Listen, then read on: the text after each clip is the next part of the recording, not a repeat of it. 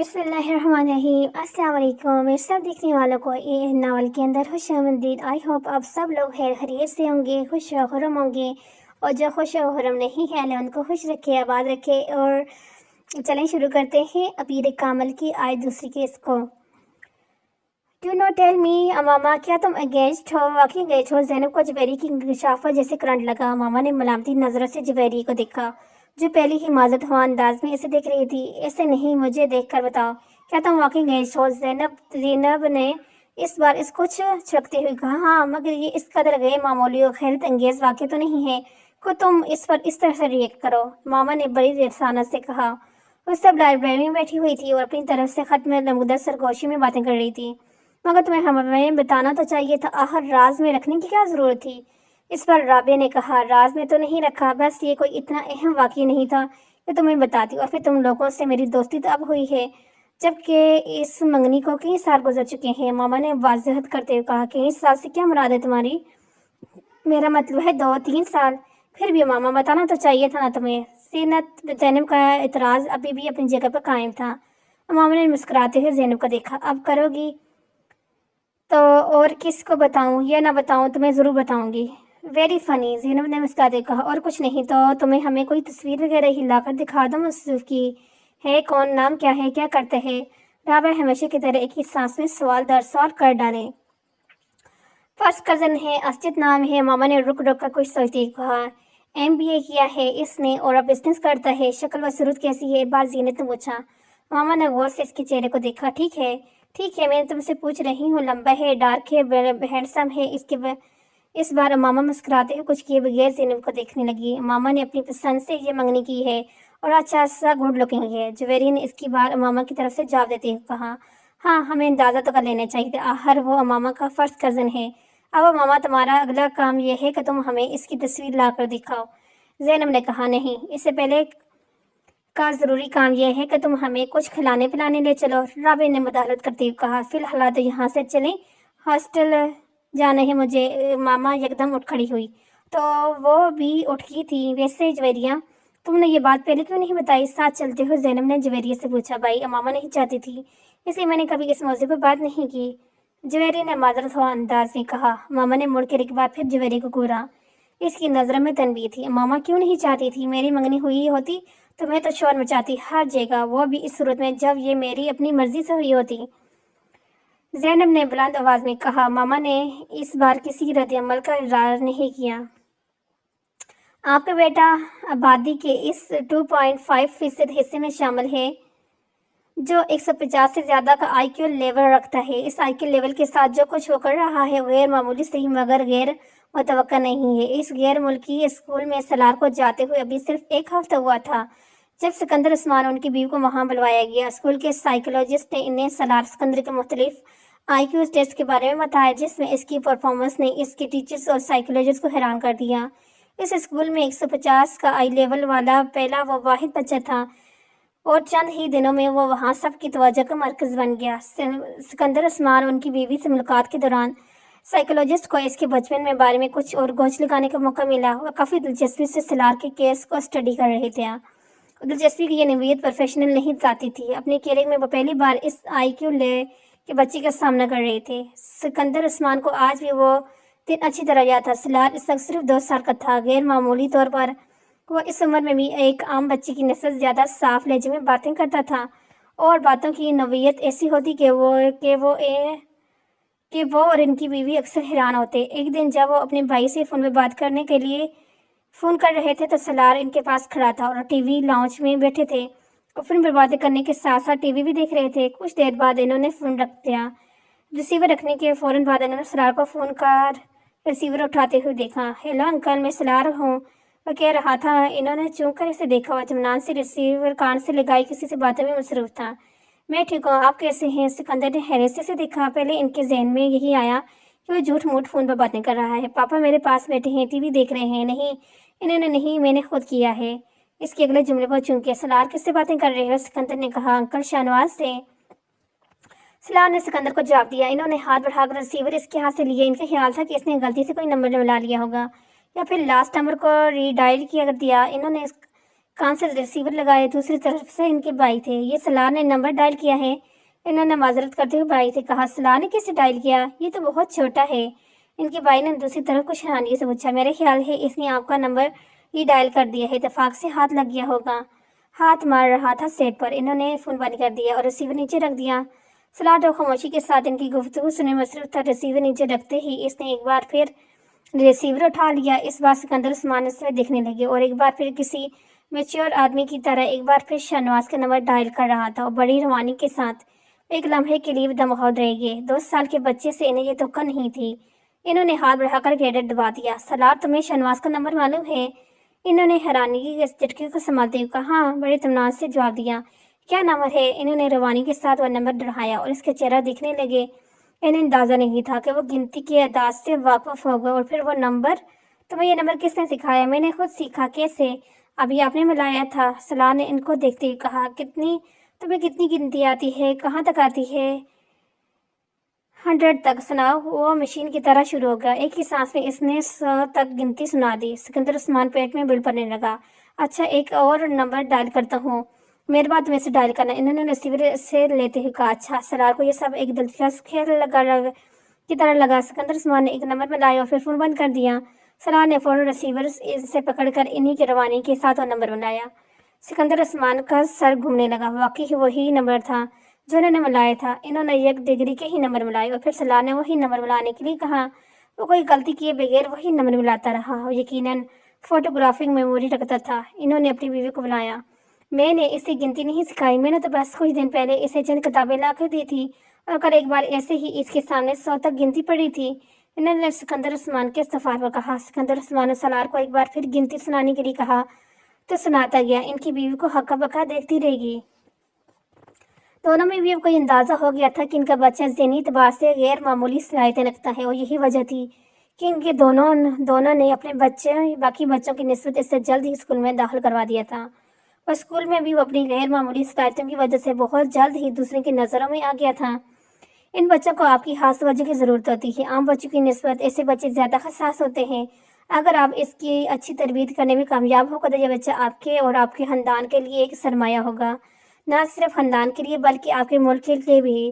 سکندر عثمان اور ان کی بیوی اس غیر ملکی سائیکولوجسٹ کی باتیں بڑے فوری انداز میں سنتے رہے۔ اپنے دوسرے بچوں کی مقابلے میں وہ سلار کو زیادہ اہمیت دینے لگے تھے اور ان کی سب سے چہیتی اولاد تھا اور انہیں اس کی کامیابیوں پر فخر تھا۔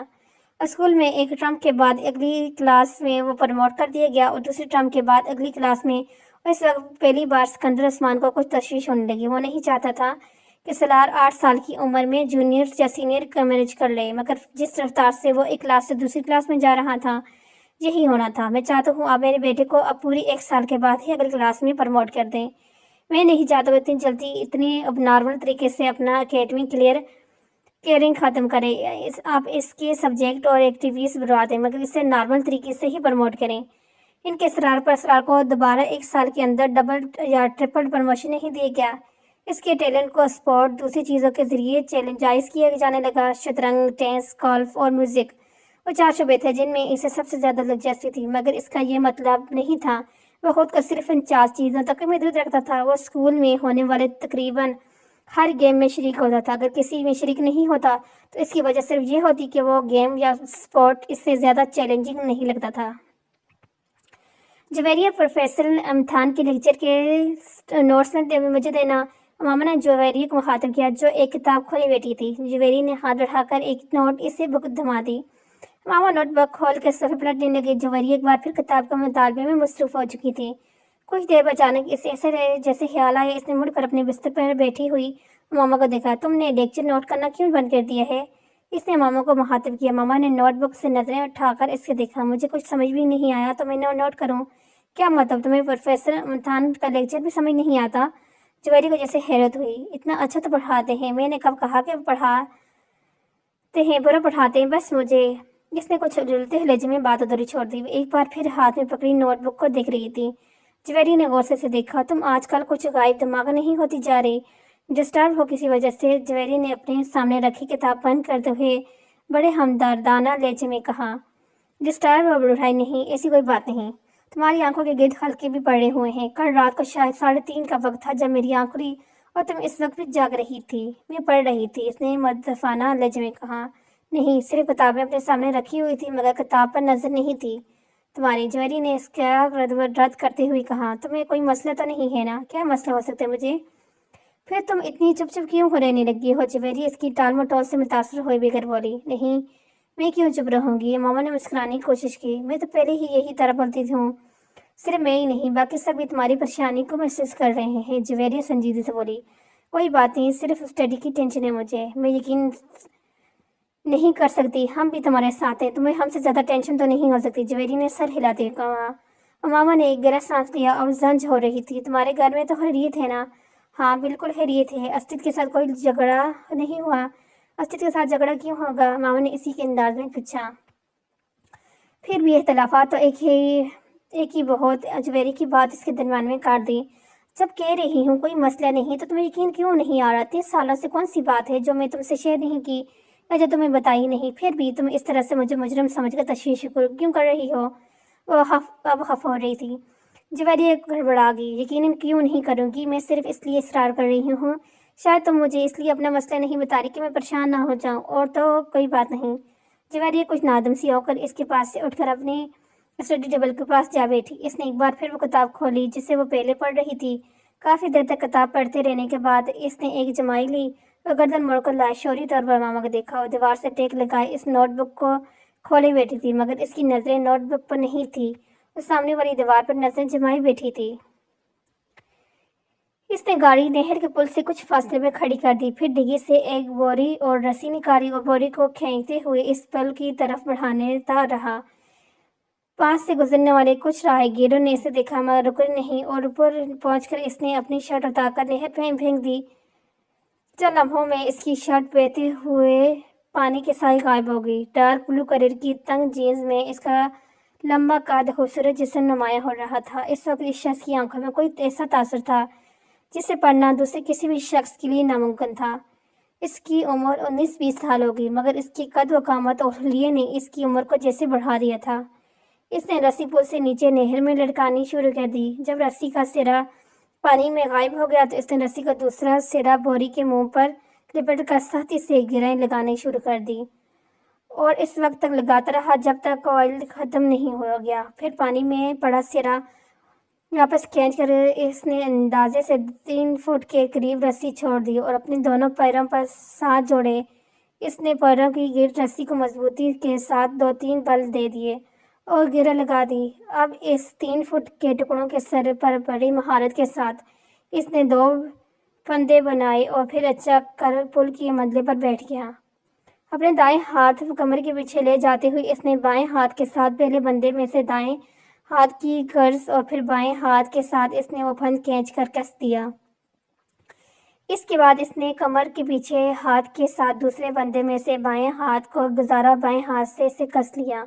اس کے چہرے پر اطمینان بھری مسکراہٹ نمودار ہوئی۔ ایک گہری سانس لیتے ہوئے اس نے پشت کے بل خود کو مدرے سے نیچے گرا دیا اور ایک جھٹکے کے ساتھ اس کا سر پانی سے ٹکرایا اور کم تھا کہ حصہ پانی میں ڈوب گیا۔ پھر رسی ختم ہوگی۔ اب وہ اسی طرح سے لٹکا ہوا تھا کہ اس کے بازو پشت پر باندھے ہوئے تھے اور کمر تک قدر پانی کے اندر تھا۔ بوری میں موجود وزن یقیناً اس کے وزن سے زیادہ تھا، یہی وجہ تھی کہ بوری اس کے ساتھ نیچے نہیں آئی تھی اور وہ اس طرح سے لٹکا رہا۔ اس نے اپنا وزن سانس روکے ہوئے تھا۔ پانی کے اندر اپنا سر جاتے ہی اس نے آنکھیں کھلی رکھنے کی کوشش کی مگر ناکام رہا۔ پانی گندگلا تھا اور اس میں موجود مٹی اس کی آنکھوں چبھنے لگی۔ اس نے آنکھیں بند کر لیں۔ اس کے پھیپھڑے اب جیسے پھٹنے لگے تھے۔ اس نے یکدم ہی سانس لینے کی کوشش کی، وہ پانی منہ اور ناک سے اس کے جسم کے اندر داخل ہونے لگا۔ اب بری طرح پھڑپڑا رہا تھا مگر وہ اپنے بازوؤں کو استعمال کرنے کی خود کو سطح پر لا سکتا تھا اور نہ ہی اپنے جسم کو اٹھا سکتا تھا۔ اس کے جسم کی پھڑپڑاہٹ آہستہ آہستہ دم توڑ رہی تھی۔ چند لوگوں نے اسے پل سے نیچے گرتے دیکھا اور چیختے ہوئے اس طرف بھاگے۔ رسی ابھی تک ہل رہی تھی۔ ان لوگوں کی سمجھ میں نہیں آ رہا تھا وہ کیا کریں۔ پانی کے نیچے ہونے والی حرکت اب دم توڑ رہی تھی۔ اس کی ٹانگیں اب بالکل بے جان نظر آ رہی تھی۔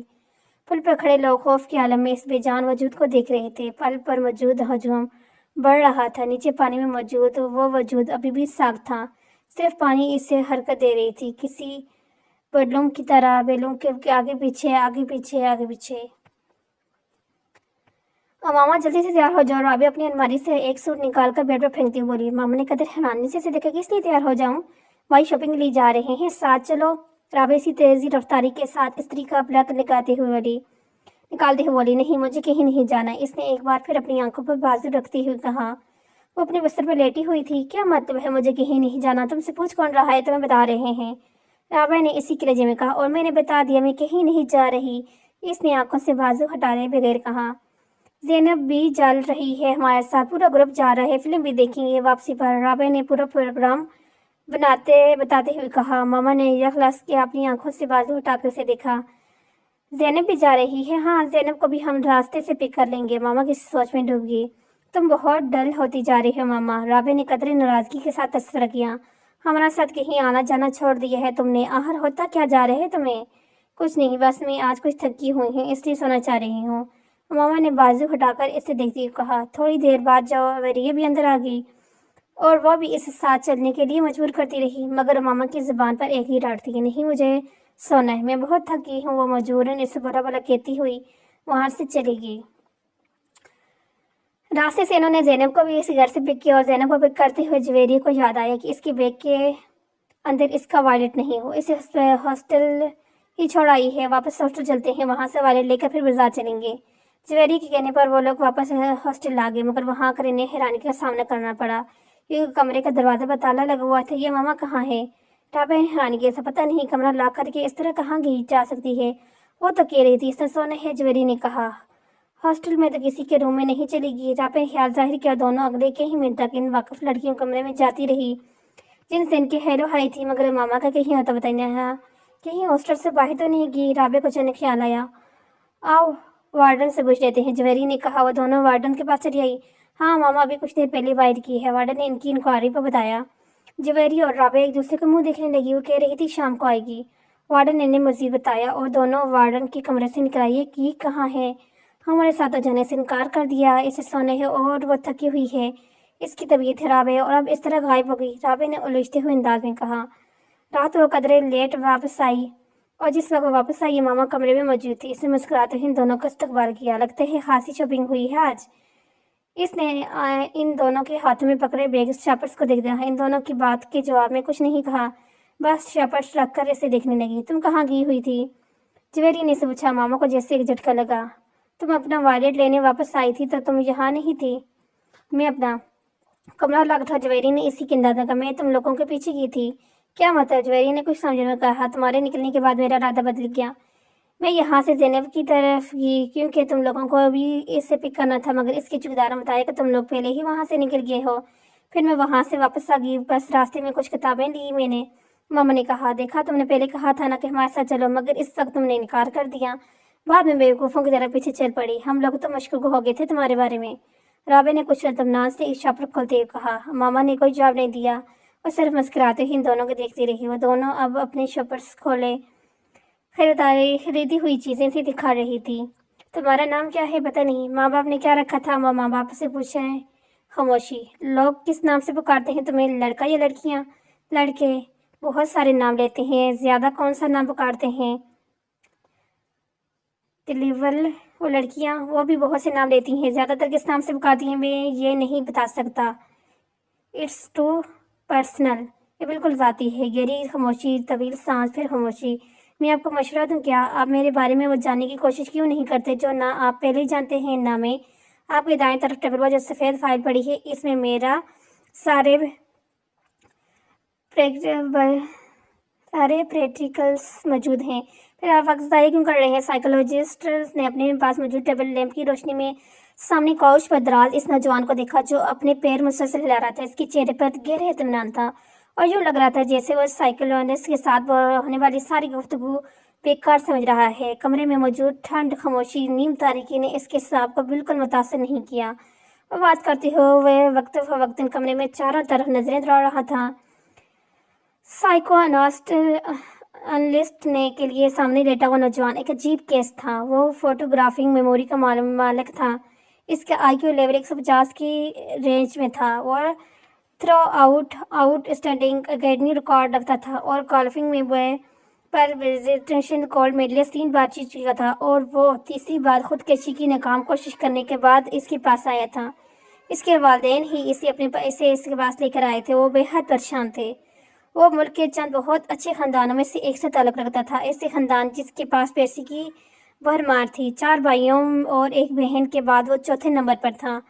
2 بھائی اور ایک بہن بھی اس سے بڑے تھے۔ اپنی ذہانت قابلیت کی وجہ سے وہ اپنے والدین کے بہت زیادہ چہرتا تھا۔ اس کے باوجود پچھلے 3 سال میں اس نے 3 بار خودکشی کی تھی۔ پہلی دفعہ اس نے سڑک پر بائک چلاتے ہوئے ون وے کی خلاف ورزی کرتے ہوئے بائک سے ہاتھ اٹھائے۔ اس کے پیچھے آنے والے ٹریفک کانسٹیبل نے اسے کرتے سے خود دیکھا تھا۔ خوش قسمی سے گاڑی سے ٹکرانے کے بعد وہ ہوا میں اچھل کر ایک دوسری گاڑی کی چھت پر گرا اور پھر زمین پہ گرا۔ اس کی کچھ پسلیاں، ایک بازو اور ایک ٹانگ میں فریکچر ہوا۔ تب اس کے والدین کانسٹیبل کے سار کے باوجود اس حادثے ہی سمجھے، کیونکہ اس نے اپنے ماں باپ سے یہ کہا تھا کہ غلطی سے ون وے سے ہٹ گیا تھا۔ دوسری بار پورے 1 سال کے بعد اس نے لاہور میں خود کو باندھ کر پانی میں ڈبونے کی کوشش کی۔ ایک بار پھر اسے بچا لیا گیا۔ پل پر کھڑے لوگوں نے اسے اس رسی سمیت باہر کھینچ لیا تھا جس کے ساتھ باندھ کر اس نے خود کو نیچے گرایا تھا۔ اس بار اس بات کی گواہی دینے والوں کی تعداد زیادہ تھی کہ اس نے خود اپنے آپ کو پانی میں گرایا تھا، مگر اس کے ماں باپ کو ایک بار پھر یقین نہیں آیا۔ اسرار کا بیان تھا کہ کچھ لڑکوں نے اس کی گاڑی کو پل کے پاس روکا اور پھر اسے باندھ کر پانی میں پھینک دیا۔ جس طرح وہ بندھا ہوا تھا اس سے یوں ہی لگتا تھا کہ واقعی ہی باندھ کر گرایا گیا تھا۔ پولیس اگلے کئی ہفتے اس کے بتائے گئے حلیے کے لڑکوں کو پورے شہر میں تلاش کرتی رہی۔ سکندر عثمان نے خاص طور پر ایک گارڈ اس کے ساتھ تعینات کر دیا جو 24 گھنٹے اس کے ساتھ رہتا، مگر تیسری بار وہ اپنے ماں باپ کی آنکھوں میں دھول نہیں جھونک سکا۔ خواب آور گولیوں کی ایک بڑی تعداد کو پیس کر اس نے کھا لیا۔ گولیوں کی تعداد اتنی زیادہ تھی کہ معدہ واش کرنے کے باوجود اگلے کے ہی دن وہ بیمار رہا تھا۔ اس پر کسی کو بھی کوئی غلط فہمی نہیں ہوئی تھی۔ اس نے ہرسامہ کے سامنے ان گولیوں کا پاؤڈر کو دودھ میں ڈال کے پیا تھا۔ سکندر عثمان اور طیبہ سکندر شاک رہ گئے تھے۔ پچھلے دنوں واقعات بھی انہیں پوری طرح سے یاد تھے اور وہ پچھتانے لگے تھے کہ انہوں نے پہلے اس بات پر اعتبار کیوں نہیں کیا۔ پورے گھر اس کی وجہ سے پریشان ہو گیا تھا۔ اس کے بارے میں اسکول، کالونی اور خاندان ہر جگہ خبریں پھیل رہی تھی۔ وہ اس بات سے انکار نہیں کر سکا کہ اس نے خودکشی کی کوشش کی ہے، مگر وہ یہ بتانے پر تیار نہیں تھا کہ اس نے اسے کیوں کیا تھا۔ بہن، بھائی، ماں باپ، اس نے کسی کا سوال بھی کا جواب نہیں دیا۔ سکندر اے لیولز کے بعد اس کے بڑے بھائیوں کی طرح ایک بیرونی ملک تعلیم حاصل کرنے کے لیے بھجوانا چاہتا تھا۔ وہ جانتے تھے اسے کہیں بھی نہ صرف بڑی آسانی سے ایڈمیشن مل جائے گا بلکہ اسکالرشپ بھی، لیکن اس کے سارے پلانز جیسے بیگ سے اڑ گئے تھے اور اب وہ اس سائیکولوجسٹ کے سامنے موجود تھا جس کے پاس سکندر عثمان نے اسے اپنے ایک دوست کے مشورے پر بھیجا تھا۔ ٹھیک ہے سلار، بالکل ٹو دا پوائنٹ بات کرتے ہیں۔ مرنا کیوں چاہتے ہو تم؟ سلار نے کندھے اچھائے۔ آپ سے کس نے کہا کہ میں مرنا چاہتا ہوں؟ خودکشی کی 3 مرتبہ کوشش کر چکے ہو تم۔ کوشش کرنے اور مرنے میں بڑا فرق ہوتا ہے۔ تینوں دفعہ تم اتفاقاً بچے ہو، ورنہ تم نے خود کو مارنے میں کوئی کسر نہیں چھوڑی تھی۔ دیکھیں، جس کو آپ خودکشی کی کوشش کہہ رہے ہیں، میں اسے خودکشی کی کوشش نہیں سمجھتا۔ میں صرف یہ دیکھنا چاہتا تھا کہ موت کی تکلیف کیسی ہوتی ہے۔ وہ اس کا چہرہ دیکھنے لگا جو بڑے پرسکون انداز میں انہیں سمجھانے کی کوشش کر رہا تھا۔ اور موت کی تکلیف تم کیوں محسوس کرنا چاہتے ہو؟ بس ایسے ہی جس سمجھ لیں۔ سائیکولوجسٹ نے ایک گہرا سانس لے کر اسے 150 آئی لیول والے نوجوان کو دیکھا جو اب چھت کو گڑ رہا تھا۔ تو ایک بار خودکشی کی کوشش سے تمہارا یہ تشخص ختم نہیں ہوا؟ تب میں بے ہوش ہو گیا تھا، اس لیے میں ٹھیک سے کچھ محسوس نہیں کر سکا، اور دوسری بار بھی ایسے ہی ہوا، تیسری بار بھی ایسے ہی ہوا۔ مایوس سے سر ہلاتے ہوئے بولا، اور اب تم چوتھی بار کوشش کرو گے؟ یقیناً میں محسوس کرنا چاہتا ہوں کہ درد کی انتہا پر جا کر کیسا لگتا ہے۔ کیا مطلب؟ جیسے جوک کی انتہا پر ایکسٹیس ہوتی ہے، مگر میری سمجھ میں نہیں آتا کہ خوشی کی اس انتہا کے بعد کیا ہے۔ اس طرح درد کی بھی کوئی انتہا ہوتی ہوگی جس کے بعد آپ کچھ بھی سمجھ نہیں سکتے۔ ایگزائٹی میں اب کچھ بھی نہیں سمجھ سکتا۔ فرض کریں ایک بار اسٹیپٹس دیکھ رہے ہیں، بہت تیز میوزک بج رہا ہے، آپ ڈرنک کر رہے ہیں، آپ نے ڈرنکس بھی لی ہوئی ہے، آپ ناچ رہے ہیں، پھر آہستہ آہستہ اپنا ہوش و حواس کھو دیتے ہیں۔ آپ سرور میں ہیں، کہاں ہیں، کیوں ہیں، کیا کر رہے ہیں، آپ کو کچھ بھی پتہ نہیں ہے، لیکن آپ کو یہ ضرور پتہ ہوتا ہے کہ آپ جو بھی کر رہے ہیں وہ آپ کو اچھا لگ رہا ہے۔ جب میں باہر چھٹیاں گزارنے جاتا ہوں تو اپنے کزنس کے ساتھ ایسے بارز میں جاتا ہوں۔ میرا پرابلم یہ ہے کہ ان کی طرح مدہوش نہیں ہوتا۔ I never get filled with joy۔ مجھے ان چیزوں سے اتنی خوشی نہیں ملتی جتنی باقی لوگوں کو ملتی ہے، اور یہی چیز مجھے مایوس کرتی ہے۔ میں نے سوچا کہ اگر سرور کی انتہا پر نہیں پہنچ سکا تو شاید میں درد کی انتہا پہ پہنچ سکوں، لیکن وہ بھی نہیں ہو سکا۔ وہ حادثہ مایوس نظر آ رہا تھا۔ تم اس طرح کی چیزوں میں وقت ضائع کیوں کرتے ہو؟ اتنا شاندار اکیڈمی ریکارڈ ہے تمہارا۔ صلاح نے اس بار انتہائی بیزاری سے کہا، پلیز پلیز اب میری ذہانت کے راہ اور بانا مت شروع کیجیے گا۔ مجھے پتہ ہے میں کیا ہوں، تنگ آ گیا ہوں میں اپنی تعریف سنتے سنتے۔ اس کے لہجے میں تلخی تھی۔ سائیکولوجسٹ کو دیر اسے دیکھتے رہا۔ اپنے لیے کوئی گول کیوں نہیں سیٹ کرتے تم؟ میں نے کیا مجھے خودکشی کی ایک اور کوشش کرنی ہے؟ مکمل اطمینان تھا۔ کیا تمہیں کوئی ڈپریشن ہے؟ Not at all. تو پھر مرنا کیوں چاہتے ہو؟ ایک گہرا سانس۔ کیا آپ کو ایک بار پھر سے بتانا شروع کروں کہ میں مرنا نہیں چاہتا؟ میں کچھ اور کرنے کی کوشش کر رہا ہوں، بتایا۔ بات گو پھر آ کے وہیں آ گئی تھی۔ سائیکولوجسٹ کچھ دیر سوچتے رہا۔ کیا تم یہ سب کسی لڑکی کی وجہ سے کر رہے ہو؟ صلاح نے گردن موڑ کر حیرانی سے، لڑکی کی وجہ سے؟ ہاں، کوئی ایسی لڑکی جو تمہیں اچھی لگتی ہے، جس سے تم شادی کرنا چاہتے ہو؟ اس نے بے اختیار کہہ لگایا اور پھر ہنستے ہی گیا۔ مائی گاڈ، آپ کا مطلب ہے کہ اس لڑکی کی محبت کی وجہ سے میں خودکشی؟ ایک بار پھر بات ادھوری چھوڑ کر ہنسنے لگا۔ لڑکی کی محبت اور خودکشی، کیا مذاق ہے؟ وہ اپنی بازی پر قابو پانے کی کوشش کر رہا تھا۔ سائیکولوجسٹ نے اس طرح کی کہیں کیسز نے اس کے ساتھ کی اور ہر بار نے جیتا ڈاک کے وہی 3 پارٹ۔ آپ اس کو تعلیم کے لیے بیرونی ملک لے جانے کے بجائے یہیں رکھیں اور اس پر بہت زیادہ توجہ دیں۔ ہو سکتا ہے توجہ حاصل کرنے کے لیے یہ سب کرتا ہو۔ اس نے کئی ماہ کے بعد صلاح کے ماں باپ کو مشورہ دیا، جس کا نتیجہ یہ ہوا کہ اسے باہر بھجوانے کے بجائے اسلام آباد کے ادارے میں ایڈمیشن دلوا دیا گیا۔ سکندر عثمان کو یہ اطمینان تھا کہ وہ اسے اپنے پاس رکھیں گے تو شاید وہ دوبارہ ایسی حرکت نہ کرے۔ صلاح نے ان کے فیصلے پر کسی رد عمل کا اظہار نہیں کیا، بالکل اسی طرح جس طرح اس نے ان کے اس فیصلے پر کسی خوشی کا اظہار نہیں کیا تھا کہ اسے بیرونی ملک تعلیم کے لیے بھجوایا جائے گا۔ سائیکولوجسٹ کے آخری سیکشن کے بعد سکندر عثمان اسے گھر لے آئے اور انہوں نے طیبہ کے ساتھ مل کر اس سے ایک لمبی چوڑی میٹنگ کی۔ دونوں اپنے بیڈ روم میں بٹھا کر اسے ان تمام آسائش کے بارے میں بتاتے رہے جو پچھلے کئی سالوں میں اسے فراہم کرتے رہے تھے۔ انہوں نے اسے ان توقعات کے بارے میں بتایا جو اس سے رکھتے تھے، اسے ان سے محبت بھرے جذبات سے بھی آگاہ کیا جو وہ اس کے لیے محسوس کرتے تھے۔ وہ متاثر چہرے کے ساتھ چنگمن چباتا ماں باپ کی بے چینی اور ماں کے آنسو دیکھتا رہا۔ گفتگو کے آخر میں سکندر عباس نے تقریباً تنگ آ کر اس سے کہا، تمہیں کس چیز کی کمی ہے؟ کیا ہے جو تمہارے پاس نہیں ہے؟ یا جو تمہیں چاہیے مجھے بتاؤ۔ صلاح سوچ میں پڑ گیا۔ اسپورٹ کار۔ اگلی لمحے اس نے کہا، ٹھیک ہے میں تمہیں اسپورٹ کار باہر سے منگوا دیتا ہوں، مگر دوبارہ ایسی کوئی حرکت مت کرنا جو تم نے کی ہو۔ کہ سکندر عثمان کو کچھ اطمینان ہوا۔ صلاح نے سر ہلا دیا۔ طیبہ نے چوشی سے اپنے آنسو صاف کرتے ہوئے جیسے سکون کا سانس لیا۔ وہ کمرے سے چلا گیا۔ سکندر عثمان نے سگار سنگارتے ہوئے اس سے کہا، طیبہ تمہیں اس پر بہت توجہ دینی پڑے گی۔ اپنی ایکٹیویٹیز کچھ کم کرو اور کوشش کرو کہ اس کے ساتھ روزانہ کچھ وقت گزار سکو۔ طیبہ نے سر ہلا دیا۔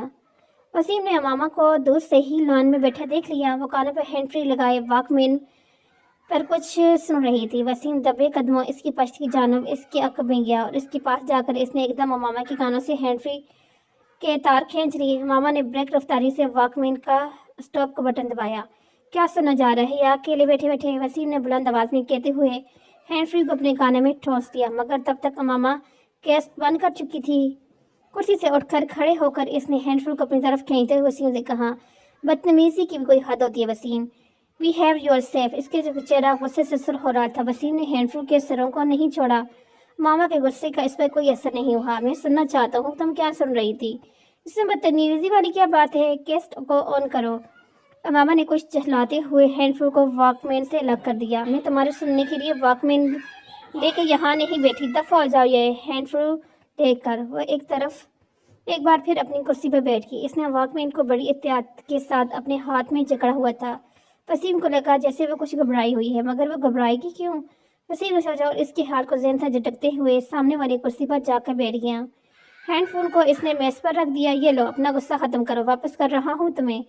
تم سنو جو بھی سن رہی ہو۔ اس نے بڑے صلح جو انداز میں اس سے ہاتھ ہٹاتے ہوئے کہا، نہیں اب مجھے نہیں سننا کچھ، تم ہینڈ فون کو اپنے پاس ہی رکھو۔ ماما نے ہینڈ فون کو کوئی طرف ہاتھ نہیں بڑھایا۔ ویسے تم کیا سن رہی تھی؟ ویسے تم سن کیا رہی تھی؟ کیا سنا جا سکتا ہے؟ ماما نے اسی کے انداز میں کہا، غزلیں سن رہی ہوگی۔ وسیم نے ہاتھ ظاہر کیا۔ تمہیں پتہ ہے وسیم، تم میں بہت ساری عادتیں بری عورتوں والی ہیں، مثلاً بال کی کھال اتارنا اور دوسری کی جاسوسی کرتے پھرنا اور شرمندہ بھی نہ ہونا۔ اور تمہیں پتہ ہے کہ تم آہستہ آہستہ کتنی خود غرض ہوتی جا رہی ہو۔ وسیم نے ترکی بترکی جواب دیتے ہوئے کہا۔ ماما نے اس کی بات پر پلٹا نہیں بنانا۔ اچھا تمہیں پتہ چل گیا کہ میں خود غرض ہوں؟ اس کی بار اس نے مسکراتے ہوئے کہا۔ حالانکہ تم جتنے بیوقوف ہو، میں یہ سوچ بھی نہیں سکتی تھی کہ یہ نتیجہ اخذ کر لو گے۔ اگر تم مجھے شرمندہ کرنے کی کوشش کر رہی ہو تو مت کرو، میں شرمندہ نہیں ہوگا، وسیم نے ڈائی کا مظاہرہ کرتے ہوئے کہا۔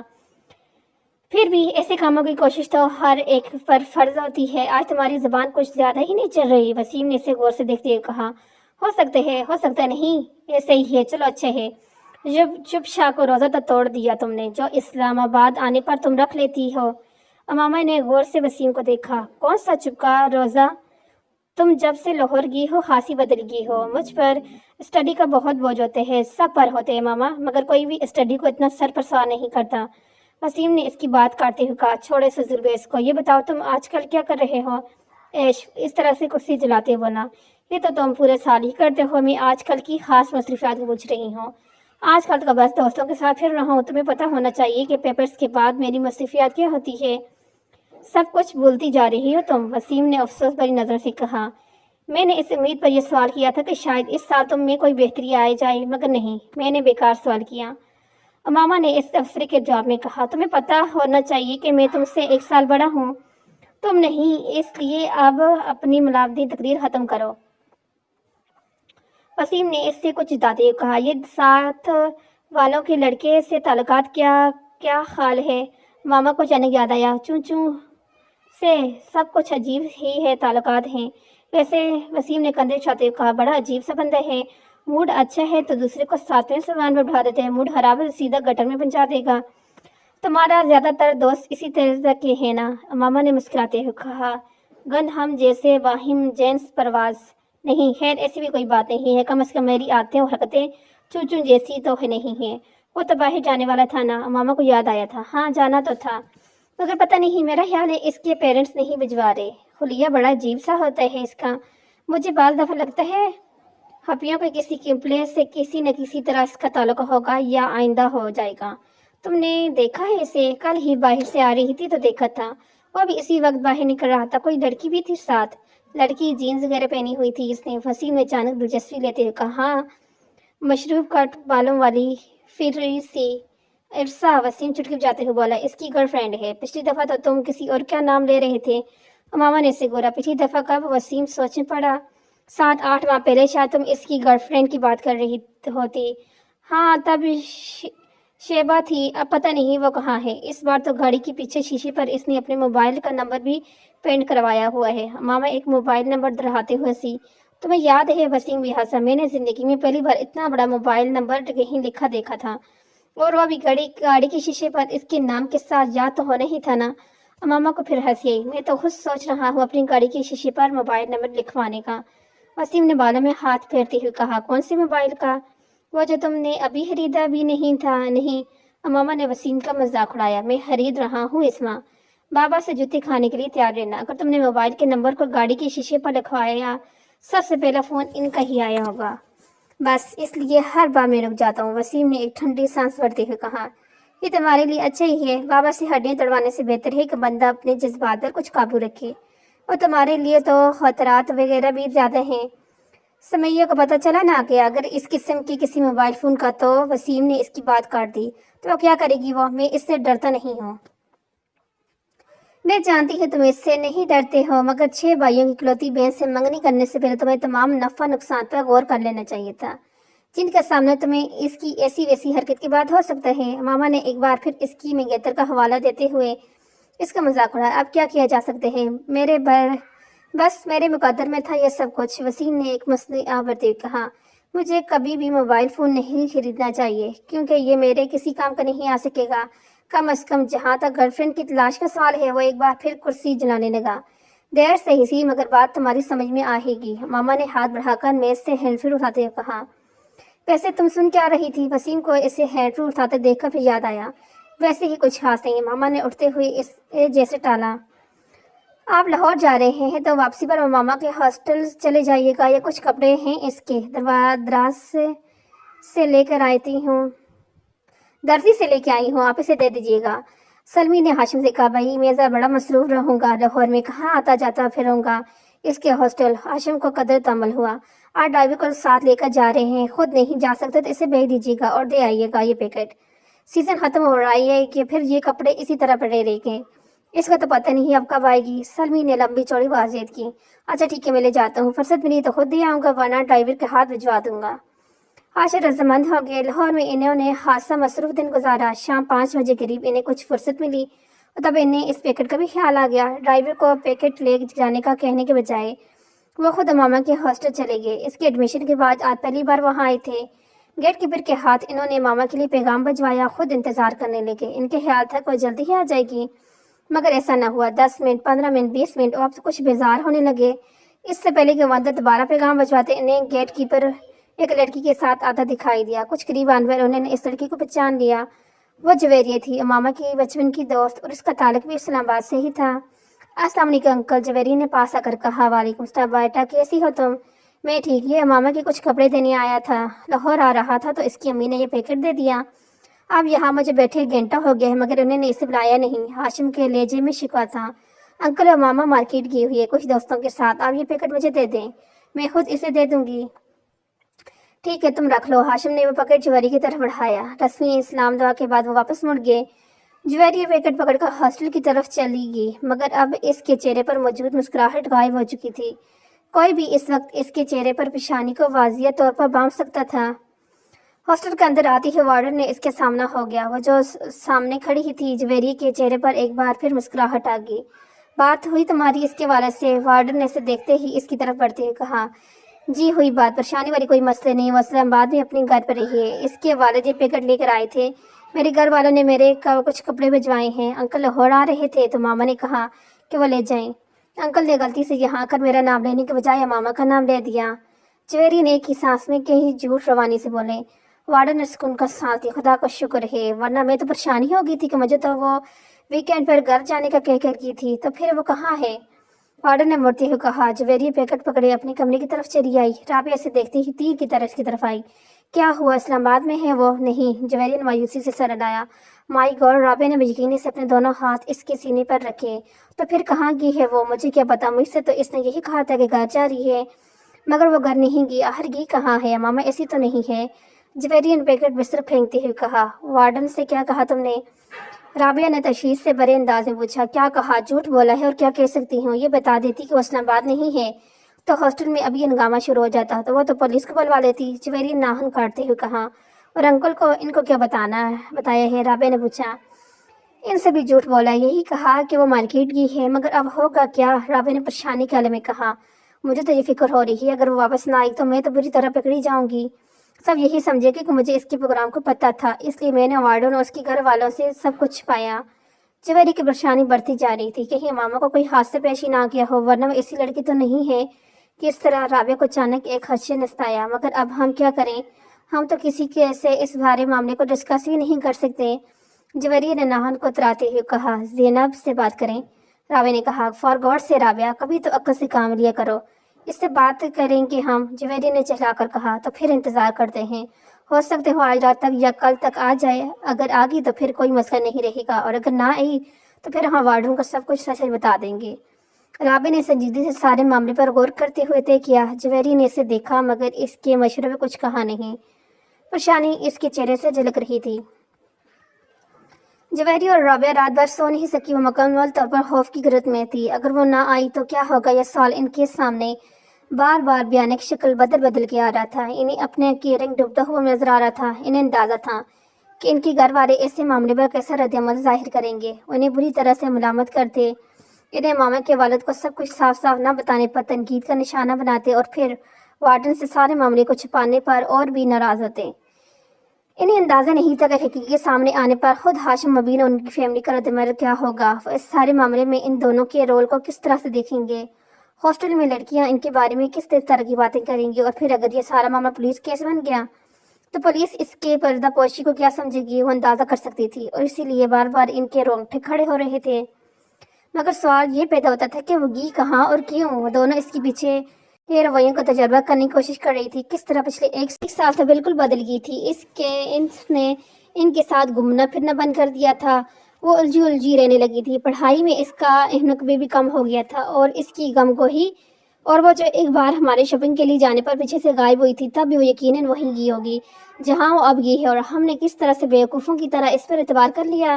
رابعہ کو پچھلی باتیں یاد آ رہی تھی، مگر ماما ایسی نہیں ہے، میں تو اسے بچپن سے جانتی ہوں، ایسی بالکل بھی نہیں تھی۔ جویری کو اب بھی اس پر کوئی شک نہیں ہو رہا تھا، ایسا ہونے میں کوئی دیر تھوڑی لگتی ہے، بس انسان کا کردار مظہور ہونا چاہیے۔ رابعہ بدگمانی کی انتہا پر پہنچی تھی۔ رابعہ اس کی مرضی سے اس کی منگنی ہوئی تھی، وہ اور اسجد ایک دوسرے کو پسند کرتے ہیں، پھر وہ اس طرح کی حرکت کیسے کر سکتی ہے؟ جویریہ نے اس کی دفاع کرنے کی کوشش کی۔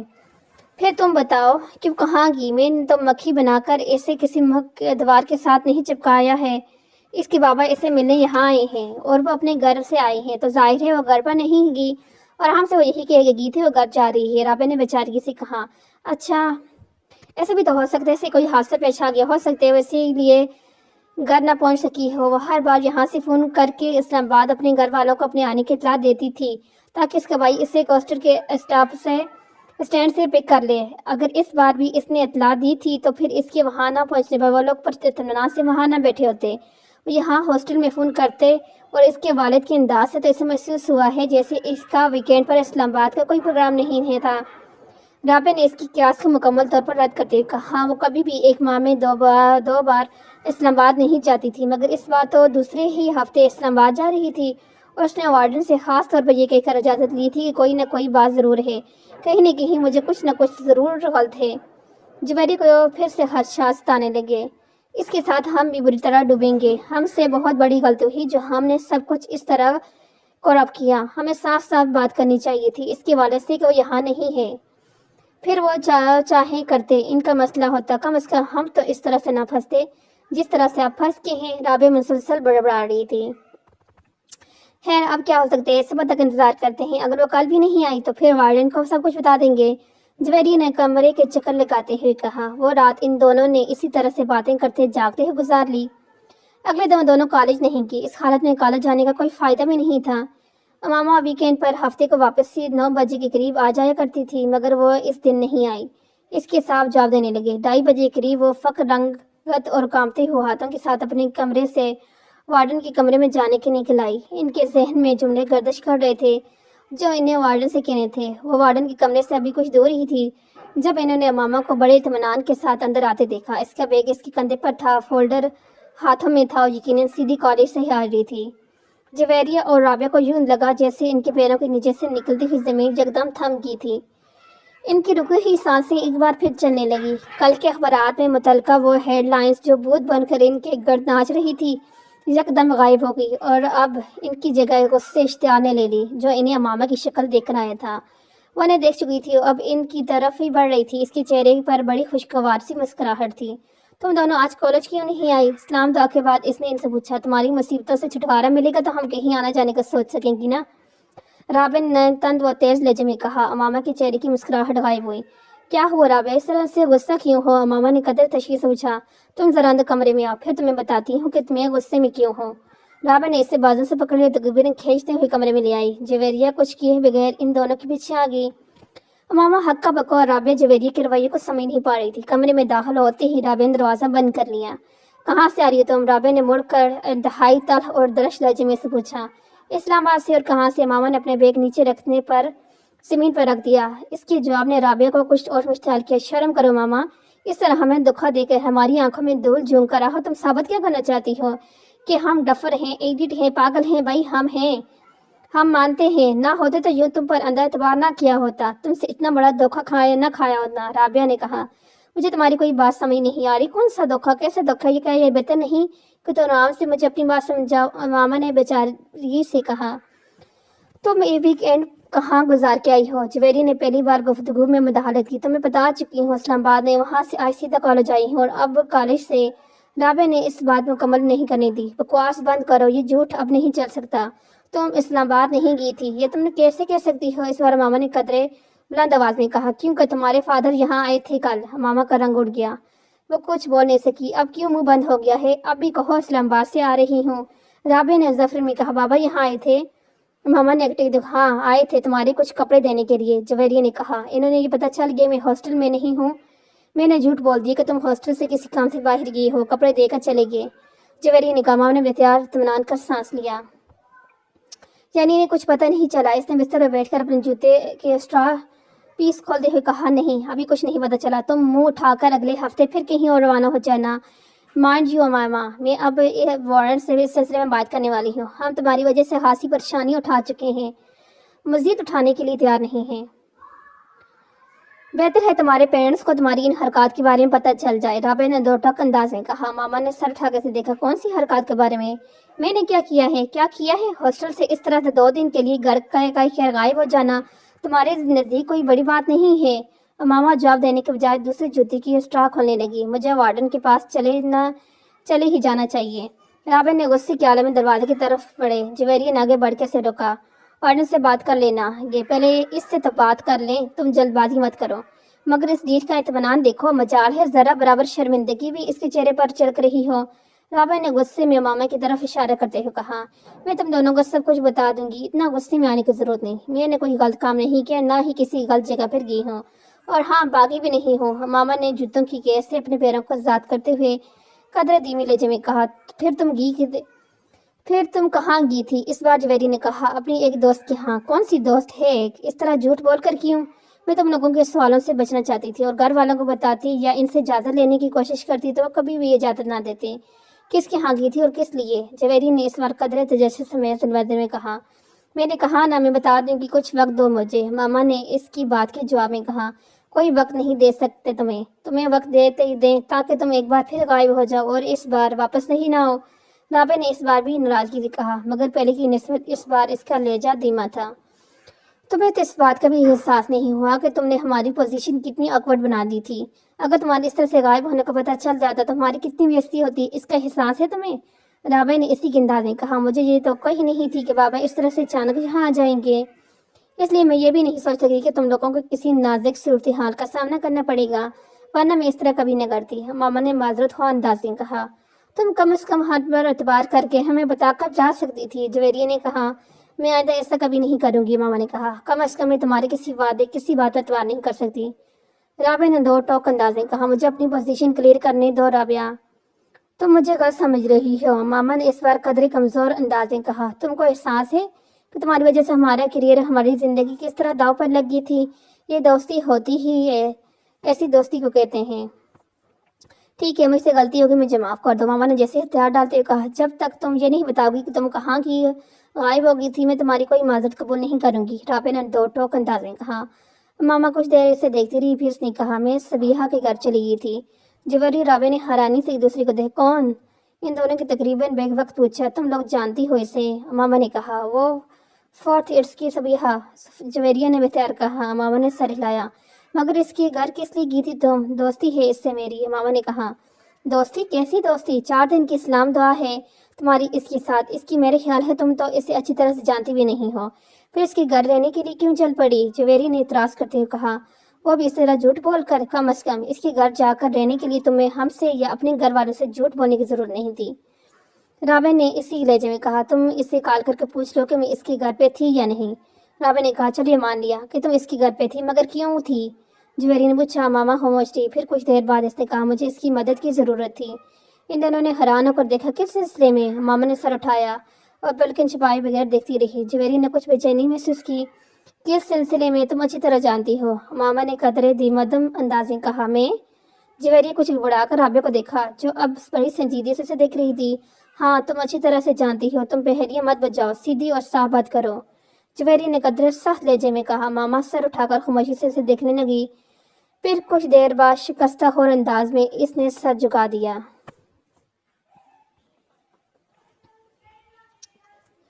बताओ नाहर, तुम्हारी जिंदगी की सबसे बड़ी ख्वाहिश क्या है? इस दिन कॉलेज में मामा ने जवेरी से सर किया। जवेरी कुछ देर इसका चेहरा देखती रही। मेरी ख्वाहिश है कि तुम मुसलमान हो जाओ।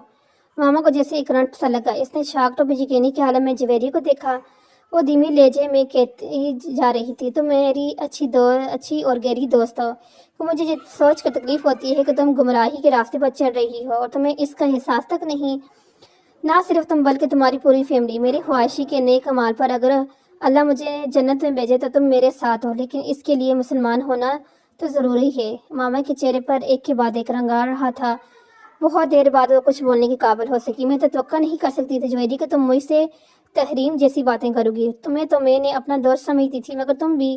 جویری نے نرمی سے اس کی بات کاٹی۔ تحریم نے تم سے تب جو کہا تھا ٹھیک کہا تھا۔ ماما پلکیں چھپکائے بغیر اسے دیکھتی رہی۔ اسے جویری کی باتوں سے بہت تکلیف ہو رہی تھی، اور صرف آج ہی نہیں۔ میں اس وقت بھی تحریم کو صحیح سمجھتی تھی، مگر میری تمہارے ساتھ دوستی تھی، اور میں چاہنے کے باوجود تم سے یہ نہیں کہہ سکی کہ میں تحریم کے حق بجا سمجھتی ہوں۔ اگر وہ یہ کہتی ہے کہ تم مسلمان نہیں ہو تو یہ ٹھیک تھا، تم مسلمان نہیں ہو۔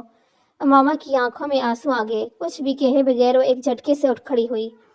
جویریہ بھی اس کے ساتھ کھڑی ہو گئی۔ ماما کچھ بھی کہے بغیر وہاں سے جانے کی کوشش کی، مگر جویری نے اس کا بازو پکڑ لیا۔ تم میرا بازو چھوڑ دو، مجھے جانے دو، آئندہ کبھی تم مجھ سے بات تک مت کرنا۔ ماما نے بھرے ہوئے لہجے میں اس سے اپنے بازو چھڑانے کی کوشش کرتے ہوئے کہا۔ ماما میری بات سمجھنے کی کوشش کرو۔ ماما نے اس کی بات کاٹ دی۔ تم نے کتنا ہرٹ کیا ہے مجھے جویریہ، مجھے کم از کم تم سے یہ امید نہیں تھی۔ میں تمہیں ہرٹ نہیں کر رہی، حقیقت بتا رہی ہوں۔ رونے یا جذبات میں آنے کے بجائے تم ٹھنڈے دل و دماغ سے میری بات سوچو۔ میں آخر تم کو بیکار کس بات پر ہرٹ کروں گی؟ جویری نے اس کے بازو چھوڑا۔ یہ تو تمہیں پتہ ہو گیا کہ تم مجھے ہرٹ کیوں کر رہی ہو، مگر مجھے یہ اندازہ ضرور ہو گیا ہے کہ تم میں اور تحریم میں کوئی فرق نہیں، بلکہ تم نے تو مجھے اس سے بھی زیادہ تکلیف پہنچائی ہے۔ اس سے میری دوستی اتنی پرانی نہیں تھی جتنی تمہارے ساتھ ہے۔ ماما کے گالوں پر آنسو بہہ رہے تھے، اور مسلسل اپنا بازو جویریہ کی گرفت سے آزاد کروانے کی کوشش کر رہی تھی۔ یہ تمہارا اصرار تھا کہ میں تمہیں اپنی زندگی کی سب سے بڑی خواہش بتاؤں، میں اس لیے تمہیں نہیں بتا رہی تھی، اور میں نے تمہیں پہلے ہی مدعو کیا تھا کہ تم میری بات پر بہت ناراض ہوگی، مگر تم نے مجھے یقین دلایا تھا کہ ایسا کبھی نہیں ہوگا۔ جویری نے اسے یاد دلانے کی کوشش کی۔ اگر مجھے یہ پتا ہوتا کہ تم میرے ساتھ اس طرح کی باتیں کرو گی تو میں کبھی تم سے تمہاری زندگی کی سب سے بڑی خواہش جاننے پر اصرار ہی نہ کرتی۔ ماما نے قدرے غصے سے کہا۔ اچھا، میں دوبارہ اس معاملے میں تم سے بات نہیں کروں گی۔ جویری نے قدرے مدافعانہ انداز میں کہا۔ اس سے کیا ہوگا؟ مجھے یہ تو پتہ چل گیا کہ تم در حقیقت میرے بارے میں کیا سوچتی ہو۔ ہماری دوستی اب کبھی بھی پہلے جیسی نہیں ہو سکتی۔ آج تک میں نے کبھی تم پر اس طرح تنقید نہیں کی، مگر تم مجھے اسلام کا ایک فرقہ سمجھنے کے بجائے غیر مسلم بنا رہی ہو۔ ماما نے کہا۔ میں اگر ایسا کر رہی ہوتی تو غلط نہیں کر رہی۔ اسلام کے تمام فرقے کم از کم یہ ایمان ضرور رکھتے ہیں کہ حضور صلی اللہ علیہ وآلہ وسلم اللہ کے آخری رسول ہیں، اور ان کے بعد نبوت کا سلسلہ ختم ہو چکا ہے۔ اس بار جویری کو بھی غصہ آ گیا۔ مائنڈ یور لینگویج، ماما بھی بڑک اٹھی۔ میں تمہیں حقیقت بتا رہی ہوں ماما، اور میں ہی نہیں، یہ بات سب لوگ جانتے ہیں کہ تمہاری فیملی نے روپوں کے حصول کے لیے مذہب بدلا ہے۔ اور ماما میری باتوں پر اتنا ناراض ہونے کی ضرورت نہیں ہے، ٹھنڈے دل و دماغ سے۔ ماما جویری کی بات کاٹ دی۔ مجھے ضرورت نہیں ہے تمہاری کسی بھی بات پر ٹھنڈے دل و دماغ سے غور کرنے کی۔ میں جانتی ہوں حقیقت کیا ہے اور کیا نہیں، تم نہیں جانتی، اور یہی افسوسناک بات ہے، جویری نے کہا۔ ماما نے جواب میں کچھ کہنے کے بجائے اس بار بہت زور کے جھٹکے سے اپنا بازو چھڑایا اور تیز قدموں کے ساتھ وہاں سے چل پڑی۔ اس بار جویری نے اس کے پیچھے جانے کی کوشش نہیں کی۔ وہ کچھ افسوس اور پریشانی سے اسے دور جاتے دیکھتی رہی۔ ماما اس طرح ناراض نہیں ہوتی تھی جس طرح وہ آج ہو گئی تھی، اور یہی بات جویری کو پریشان کر رہی تھی۔ یہ سب کچھ اسکول میں ہونے والے ایک واقعے سے شروع تھا۔ ماما اس وقت میٹرک کی اسٹوڈنٹ تھی، اور تحریم اس کی اچھی دوستوں میں سے ایک تھی۔ وہ لوگ کئی سال سے اکٹھے تھے، اور نہ صرف ایک ہی اسکول میں پڑھتے تھے بلکہ ان کی فیملیز بھی ایک دوسرے سے بہت اچھی طرح سے جانتی تھی۔ اپنی فرینڈ سے ماما کی سب سے زیادہ دوستی تحریم اور جویریہ سے تھی، مگر اسے حیرت ہوتی تھی کہ اتنی گہری دوستی کے باوجود بھی جویریہ اور تحریم ان کے گھر آنے سے کتراتی تھی۔ ماما ہر سال اپنی سالگرہ پر انہیں انوائٹ کرتی، اور اکثر وہ اپنے گھر پر ہونے والی دوسری تقریبات میں بھی انہیں مدعو کرتی۔ وہ گھر سے اجازت نہ ملنے کا بہانہ بنا دیتی۔ چند بار ماما نے خود ان دونوں کے والدین سے اجازت لینے کے لیے بات کی، لیکن اس کے بے تحاشا اصرار کے باوجود ان دونوں کے والدین انہیں اس کے گھر آنے کی اجازت نہ دیتے۔ ان کے رویے پر کچھ شاکی ہو کر اس نے اپنے والدین سے شکایت کی۔ تمہاری دونوں فرینڈز سعید ہیں، یہ لوگ عام طور پر ہمارے فرقے کو پسند نہیں کرتے، اس لیے ان دونوں کے والدین انہیں ہمارے گھر آنے نہیں دیتے۔ ایک بار اس کی امی نے اس کی شکایت پر کہا، یہ کیا ہوتا ہے، ہمارے فرقے کو کیوں پسند نہیں کرتے؟ ماما کی ان کی بات پر تعجب ہوا۔ اب یہ تو وہی لوگ بتا سکتے ہیں کہ ہمارے فرقے کو کیوں پسند نہیں کرتے، یہ تو ہمیں غیر مسلم بھی کہتے ہیں۔ اس کی امی نے کہا، کیوں غیر مسلم کہتے ہیں؟ ہم تو غیر مسلم نہیں ہیں۔ ماما نے کچھ الجھ کے کہا، ہاں بالکل ہم مسلمان ہیں، مگر یہ لوگ ہمیں نبی پر یقین نہیں رکھتے، ہمارے نبی پر یقین نہیں رکھتے۔ اس کی امی نے کہا، کیوں؟ اب اس کی کیوں کا میں کیا جواب دے سکتی ہوں؟ اب یہ لوگ یقین نہیں رکھتے کٹر ہیں بڑے، یہ تو انہیں قیامت کے دن ہی پتہ چلے گا کہ کون سیدھے راستے پر تھا، یا ہم یا یہ۔ مگر امی مجھ سے تو انہوں نے کبھی مذہب پر بات نہیں کی، پھر مذہب مسئلہ کیسے بن گیا؟ اس سے کیا فرق پڑتا ہے؟ دوسرے کے گھر آنے جانے سے کیا ہوتے ہیں؟ ماما ابھی بھی الجھی ہوئی تھی۔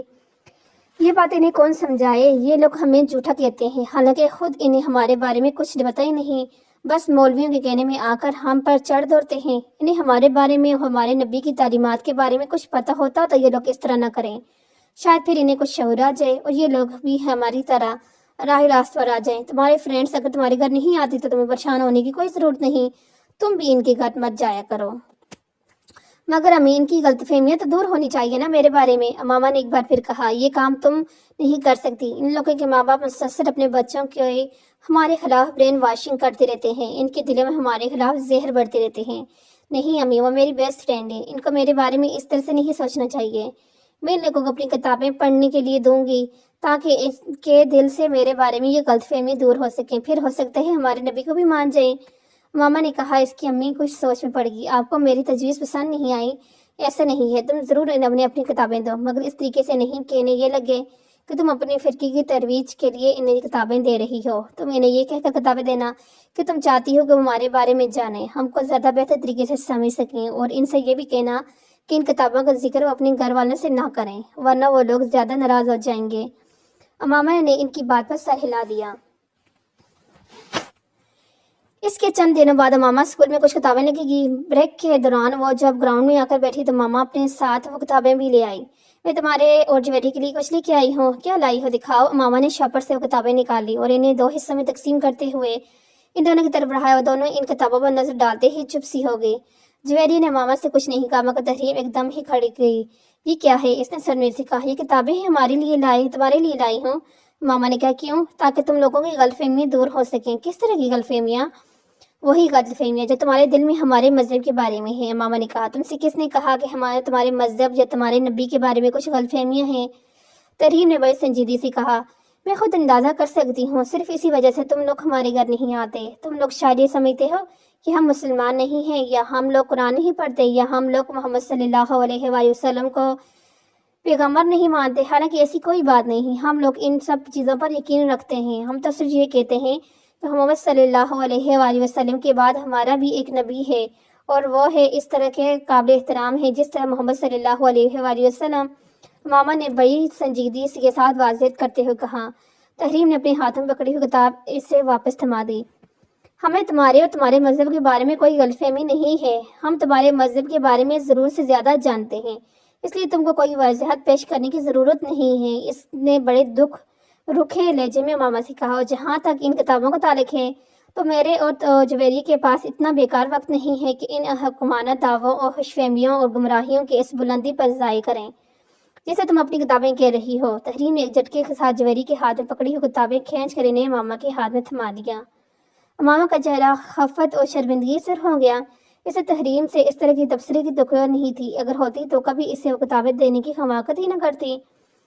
اور جہاں تک اس احترام کا تعلق ہے تو اس نبی میں جس پر نبوت کا تنزل ہوتا ہے، اس نبی میں جو خود بخود نبی ہونے کی خوش فہمیوں میں مطلع ہو جاتے ہیں، زمین اور آسمان کا فرق ہوتا ہے۔ تم لوگوں کو اگر قرآن پر واقعی یقین ہوتا تو تم اس کے ایک ایک حرف پر یقین ہوتا۔ نبی ہونے میں اور نبی بننے میں بڑا فرق ہوتا ہے۔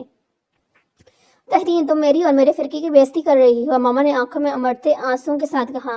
میں کسی کی بےعزتی نہیں کر رہی، میں صرف حقیقت بیان کر رہی ہوں، اور اگر تمہیں بےعزتی لگتی ہے تو میں اس کے بارے میں کچھ نہیں کہہ سکتی۔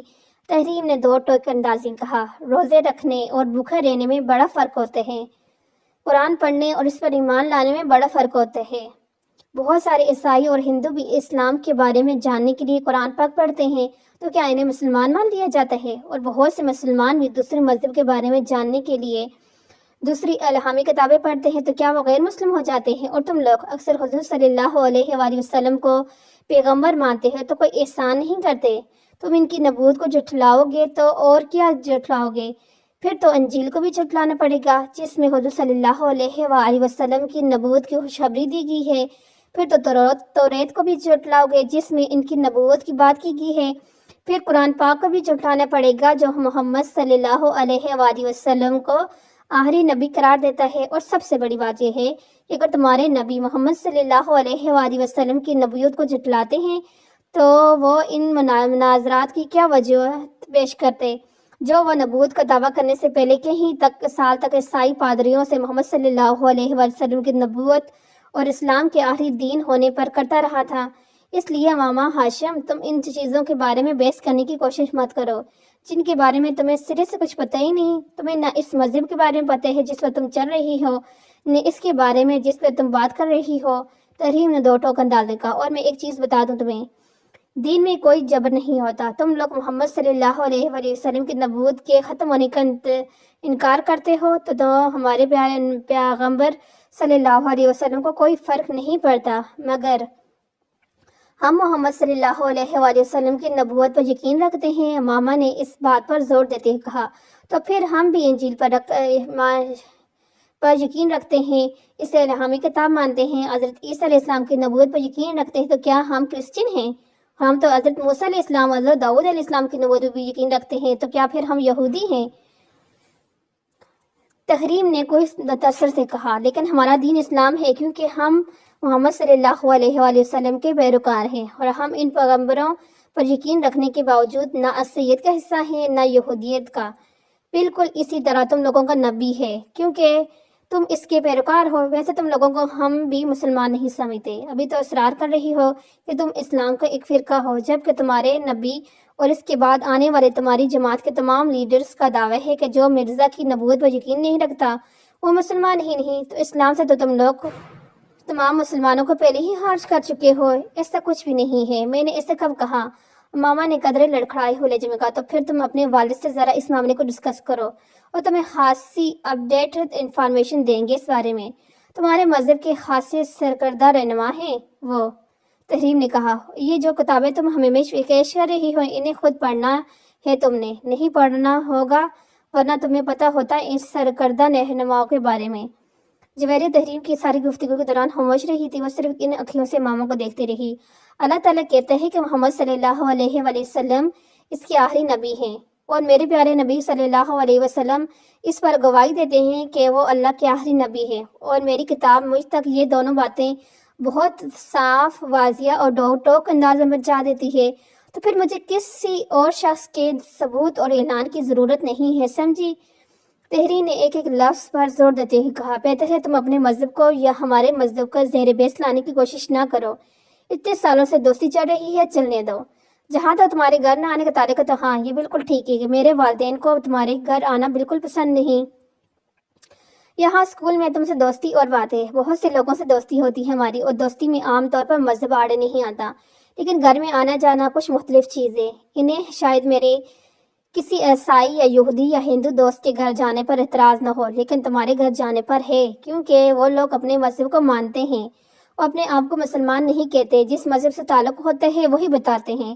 اور یہ بھی حقیقت ہے، جتنا تم لوگوں کو ناپسند کیا جاتا ہے اتنا ان لوگوں کو نہیں کیا جاتا، کیونکہ تم لوگ صرف پیسے کے حصول اور اچھے مستقبل کے لیے یہ نیا مذہب اختیار کر کے ہمارے دین میں گھسنے کی کوشش کر رہے ہو، مگر کرسچن، ہندو، یہودی ایسا نہیں کرتے۔ ماما نے بے اختیار سے ٹوکا، کس پیسے کی بات کر رہی ہو تم ہماری فیملی کو جانتی ہو؟ ہم لوگ شروع سے ہی بہت امیر ہیں، ہمیں کون سے روپے مل رہے ہیں اس مذہب پر رہنے کے لیے؟ ہاں، تم لوگ اب بڑے خوشحال ہو، مگر شروع سے تو ایسے نہیں تھے۔ تمہارے دادا مسلمان تھے، مگر غریب آدمی تھے، وہ کاشتکاری کیا کرتے تھے، ایک چھوٹے کاشتکار تھے، ربوں سے کچھ فصلوں پر ان کی تھوڑی بہت زمین تھی۔ پھر تمہارے تایا نے اپنے کسی دوست کے توسط سے وہاں جانا شروع کر دیا اور یہ مذہب اختیار کر لیا، بے تحاشا امیر ہو گئے کیونکہ انہیں وہاں سے بہت زیادہ پیسہ ملا۔ پھر آہستہ سے تمہارے والد اور تمہارے چاچا نے بھی اپنا مذہب بدل لیا، پھر تم لوگوں کا خاندان اس ملک کے معتمد ترین خاندانوں میں شمار ہونے لگا، اور یہ کام کرنے والے تم لوگ واحد نہیں ہو، زیادہ تر اسی طریقے سے لوگوں کو اس مذہب کا پیروکار بنایا جا رہا ہے۔ ماما نے کچھ بڑکے ہوئے اس کی بات کو کاٹ کر، تم جھوٹ بول رہی ہو، تمہیں یقین نہیں آ رہا تو تم اپنے گھر والوں سے پوچھ لینا کہ اس قدر دولت کس طرح آئی ان کے پاس، اور ابھی بھی کس طرح آ رہی ہے۔ تمہارے والد اس مذہب کی تبلیغ کرتے ہیں، ہر سال لاکھوں ڈالرز آتے ہیں انہیں غیر ملکی مشترکہ NGOs سے۔ تحریر نے کچھ تحقیق آمیز انداز میں کہا، یہ جھوٹے سفید جھوٹے، ماما نے بے اختیار کہا۔ میرے بابا کسی سے کوئی پیسے نہیں لیتے، وہ اگر اس فرقے کے لیے کام کرتے ہیں تو غلط کیا ہے؟ کیا دوسرے فرقوں کے لیے کام نہیں کیا جاتا؟ دوسرے فرقوں کے بھی تو علماء ہوتے ہیں، یہ ایسے لوگ جو انہیں سپورٹ کرتے ہیں۔ دوسرے فرقوں کو یورپی منشن سے روپیہ نہیں ملتا، میرے بابا کو کہیں سے کچھ نہیں ملتا، ماما نے ایک بار پھر کہا۔ تحریم نے اس کی بات کے جواب میں کچھ نہیں کہا، اٹھ کے کھڑی ہوئی۔ ماما نے اسے جاتے ہوئے دیکھا، پھر گردن موڑ کر اپنے پاس بیٹھی جویری کی طرف دیکھا۔ کیا تم بھی میرے بارے میں ایسے ہی سوچتی ہو؟ تحریم نے غصے میں آ کر تم سے یہ سب کچھ کہا ہے، تم اس کی باتوں کو برا مت مانو۔ جویری نے اسے تسلی دینے کی کوشش کی۔ تم ان سب باتوں کو چھوڑو، آؤ کلاس میں چلتے ہیں، بریک ختم ہونے والی ہے، جویری نے کہا تو وہ اٹھ کر کھڑی ہو گئی۔ اس دن وہ گھر واپس آ کر اپنے کمرے میں بند ہو کر روتی رہی۔ تحریم کی باتوں نے اسے واقعی بہت دل برداشت و مایوس کیا تھا۔ ہاشم و بین احمد اس دن شام کو ہی آفس سے گھر واپس آ گئے۔ واپس آنے پر انہیں سلمی سے پتہ چلا کہ ماما کی طبیعت خراب ہے۔ وہ اس حال احوال پوچھنے اسی کمرے میں چلے آئے۔ ماما کی آنکھیں سوجی ہوئی تھی۔ ہاشم و بین حیران رہ گئے۔ کیا بات ہے ماما؟ انہوں نے ماما کے قریب آ کر پوچھا۔ وہ اٹھ کر بیٹھ کے کچھ بہانے کرنے کے بجائے بے اختیار ہونے لگی۔ ہاشم کچھ پریشان ہو کر اس کے قریب بیٹھ پر بیٹھ کے کیا ہوا ہے ماما؟ تحریم نے آج اسکول میں مجھ سے بہت بدتمیزی کی، اس نے روتے ہوئے کہا۔ ہاشم و بین نے بے اختیار ایک اطمینان بڑی سانس لی۔ پھر کوئی جھگڑا ہے تم لوگوں کا؟ بابا آپ کو نہیں پتا اس نے میرے ساتھ کیا کیا ہے؟ ماما نے باپ کو مطمئن ہوتے دیکھا کہا۔ بابا اس نے باپ کو تحریم کے ساتھ ہونے والی تمام گفتگو بتا گئی۔ ہاشم و بین کے چہرے کے رنگ بدلنے لگے۔ تم سے کس نے کہا تم اسکول کتابیں لے کر جاؤ انہیں پڑھانے کے لیے؟ انہوں نے ماما کو ڈال دیا۔ میں ان کی غلط فہمی دور کرنا چاہتی تھی، ماما نے قدرے کمزور لہجے میں کہا۔ تمہیں ضرورت ہی کیا تھی کسی کی غلط فہمی دور کرنے کی؟ وہ ہمارے گھر نہیں آتی تو نہ آئے، ہمیں برا سمجھتی ہیں تو سمجھتی رہیں، ہمیں اس سے کیا فرق پڑتا ہے؟ ہاشم و بین نے اسے سمجھاتے ہوئے کہا۔ مگر اب تمہاری اس حرکت سے پتہ نہیں وہ کیا سمجھیں گی، کس کس کو بتائیں گی کہ تم نے اس سے وہ کتابیں دینے کی کوشش کی؟ خود اس کے گھر والے بھی ناراض ہوں گے۔ ماما ہر ایک کو یہ بتانے نہیں پھرتے کہ تم کیا ہو، نہ ہی اپنے فرقے کے بارے میں بحث کرتے ہیں۔ اگر کوئی بحث کرنے کی کوشش بھی کرے تو ہاں میں لا دیتے ہیں، ورنہ لوگ خواہ فضول ترقی باتیں کرتے ہیں اور فضول ترقی شعبات بے مطلع ہوتے ہیں، انہوں نے سمجھایا۔ مگر بابا آپ بھی تو بہت سارے لوگوں کو تبلیغ کرتے ہیں، ماما نے کچھ الجھے ہوئے انداز میں کہا۔ پھر مجھے کیوں منع کر رہے ہیں؟ میری بات اور ہے، میں صرف ان ہی لوگوں سے مذہب کی بات کرتا ہوں جن سے میری بہت بے تکلیفی ہو چکی ہوتی ہے اور جن کے بارے میں مجھے محسوس ہوتا ہے کہ ان پر میری ترغیب اور تقریب کا اثر ہو سکتا ہے۔ میں 2-4 دن کی ملاقات میں کسی کو کتابیں بانٹنے شروع نہیں ہو جاتا۔ ہاشم و بین نے کہا۔ بابا ان سے میری دوستی 2-4 دن کی نہیں، ہم کئی سالوں سے دوست ہیں۔ ماما نے اعتراض کیا۔ ہاں مگر وہ دونوں سید ہیں اور دونوں کے گھرانے بہت مذہبی ہیں، تمہیں یہ بات ذہن میں رکھنی چاہیے تھی۔ میں نے تو صرف انہیں اپنے فرقے کے بارے میں بتانے کی کوشش کی تاکہ ہمیں وہ غیر مسلم نہ سمجھیں، ماما نے کہا۔ اگر وہ ہمیں غیر مسلم سمجھتی ہیں تو ہمیں بھی کیا فرق پڑتا ہے، وہ خود غیر مسلم ہیں۔ ہاشم و بین نے بڑے قدر سے کہا۔ وہ تو خود گمراہی کے راستے پہ ہیں۔ ماما وہ کہہ رہی تھی کہ آپ کو غیر ملکی منشر سے روپے ملتے ہیں، NGOs روپے ملتا ہے تاکہ آپ لوگوں کو ہمارے فرقے کا پیروکار بنائیں۔ ہاشم و بین کے تنفس سے گردن کو جھٹکا۔ مجھے صرف اپنی جماعت سے روپیہ ملتا ہے اور وہ بھی وہ روپیہ ہوتے ہیں جو ہماری اپنی کمیٹی اندرونی ملک اور بیرونی ملک سے اکٹھا کرتی ہے۔ ہمارے پاس اپنے روپیوں کی کمی ہے، ہماری اپنی فیکٹریز نہیں ہیں کیا؟ اور اگر مجھے غیر ملکی منیشرز NGOs سے روپے ملیں بھی تو میں بڑی خوشی سے لوں گا، آخر ان میں سے برائی کیا ہے؟ دین کی خدمت کر رہا ہوں، اور جہاں تک اپنے مذہب کی ترویج و تبلیغ کی بات ہے تو اس میں کیا برائی ہے؟ اگر اس ملک میں عیسائیت کی تبلیغ ہو سکتی ہے تو ہمارے فرقے کی کیوں نہیں؟ ہم تو ویسے بھی اسلام کا ایک فرقہ ہیں، لوگوں کو راہ ہدایت پر لانے کی کوشش میں مصروف ہیں، ہاشم و بین نے بڑی تفصیل کے ساتھ بتایا۔ مگر تم لوگوں سے اس معاملے میں بات مت کیا کرو، اس بحث مباحثے کا کوئی فائدہ نہیں ہوتا۔ ابھی ہم لوگ اقلیت میں ہیں، بہت اکثریت ہو جائیں گے تو پھر اس طرح کے لوگ اتنی بے خوفی کے ساتھ اس طرح بڑھ کر باتیں نہیں کریں گے، پھر وہ اس طرح سے ہماری تقلید نہیں کرتے ڈریں گے۔ مگر فی الحال ایسے لوگوں کے منہ نہیں لگنا چاہیے۔ بابا آئین میں ہمیں اقلیت اور غیر مسلم کیوں قرار دیا گیا ہے؟ جب ہم اسلام کے ایک فرقے ہیں تو پھر انہوں نے ہمیں غیر مسلم کیوں ٹھہرایا ہے؟ ماما کو تحریم کی کہی ہوئی ایک اور بات یاد آئی۔ یہ سب مولویوں کی قرض سالانی ہے، اپنے مقاصد کے حصول کے لیے وہ سب ہمارے خلاف اکٹھے ہو گئے تھے۔ ہماری تعداد بھی زیادہ ہو جائے گی تو ہم بھی اپنی مرضی کے قوانین بنائیں گے اور اس طرح کی تمام ترمیم کو آئین میں آسانی سے ہٹا دیں گے، ہاشم و بین نے پرجوش انداز میں کہا۔ اور تمہیں اس طرح کے بیوقوفوں کی طرح کمرے میں بند ہو کر رونے کی ضرورت نہیں ہے، ہاشم و بین نے اس کی بات سے اٹھتے ہوئے کہا۔ ماما انہیں وہاں سے جاتے ہوئے دیکھتی رہی۔ تحریم کے ساتھ وہ اس کی دوستی کا آخری دن تھا اور اس میں تحریم زیادہ خود ہی اس کا رویہ وجہ تھا۔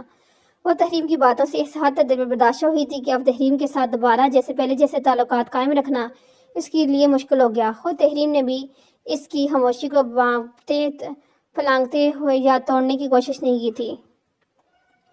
ہاشم حمید احمد جماعت کے سرکردہ رہنماؤں سے ایک تھے۔ ان کے بڑے بھائی عظیم حمید احمد بھی جماعت کے اہم رہنماؤں میں سے ایک تھے۔ ان کے پورے خاندان میں سے چند ایک کو چھوڑ کر باقی تمام افراد بہت سال پہلے اس وقت قادیانیت اختیار کر گئے تھے جب اعظم مبین احمد نے اس کام کا آغاز کیا تھا۔ جن لوگوں نے قادیانیت اختیار نہیں کی تھی وہ باقی لوگوں کے قطع تعلق کر چکے تھے۔ اپنے بڑے بھائی عظیم حبیب کے نقش قدم پر چلتے ہوئے ہاشم حبیب نے بھی یہ مذہب اختیار کر لیا تھا۔